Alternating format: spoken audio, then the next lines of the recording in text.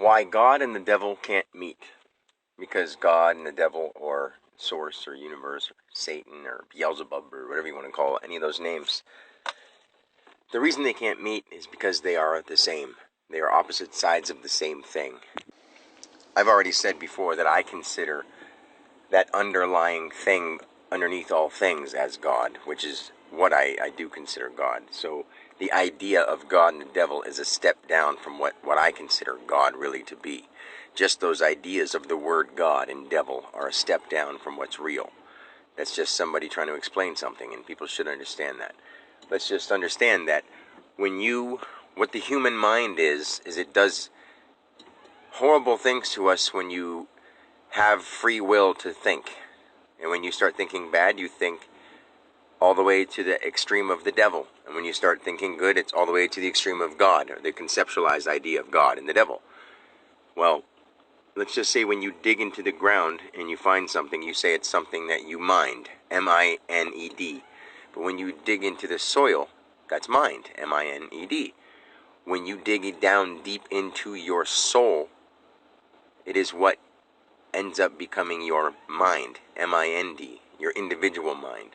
Because you understand that you dig down, and that is mind. Everything that is out there is a form of thought. The spiritual version and the spiritual side of it, that is God, the astral, all became the illusory, the things that we don't see, thoughts that are out there, that you can tap into, that can be really scary, because you have to block your mind from those possibilities by seeing them there and refusing to let them be part of you, refusing to let them into your mind. See them, acknowledge them, let them be what they are, and move on. Don't partake in things you don't want. If you have to be around it for some reason, you don't allow it in, and you block it out, and you don't make it all crazy and like, oh my God, I can't do this. You just do it because it's in your own mind. You're strong enough to do anything you will yourself to. So God and the devil, in our terms of what we've always been taught in every spiritual practice, unless you get really deep, most common practices, or even deep practices, consider God and devil as ideas of good and bad.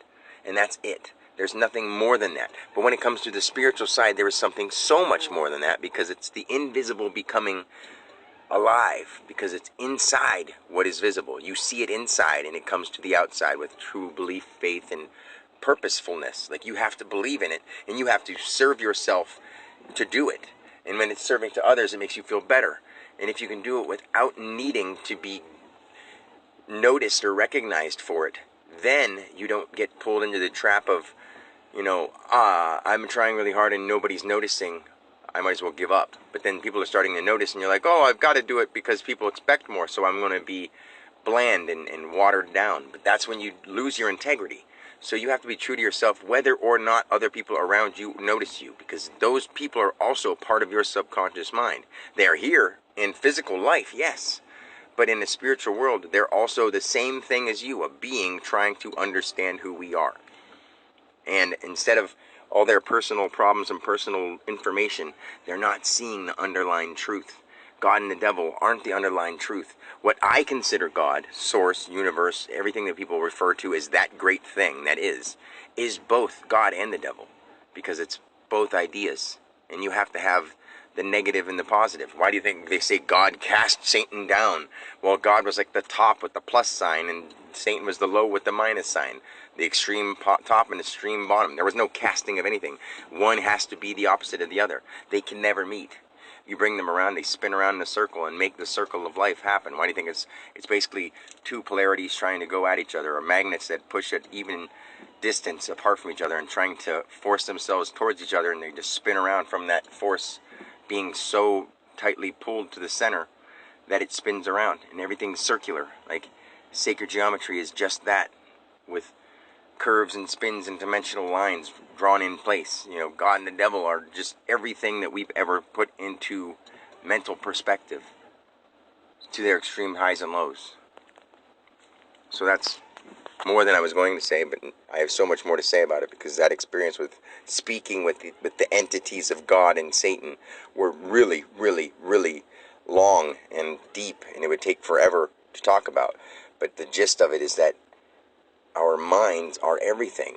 They are our only connection to it. A book will never do it. Another person telling you about it will never do it. You have to go within yourself. Every single one of us has to do it.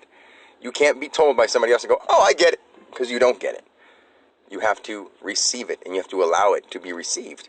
So, love you. Bless you.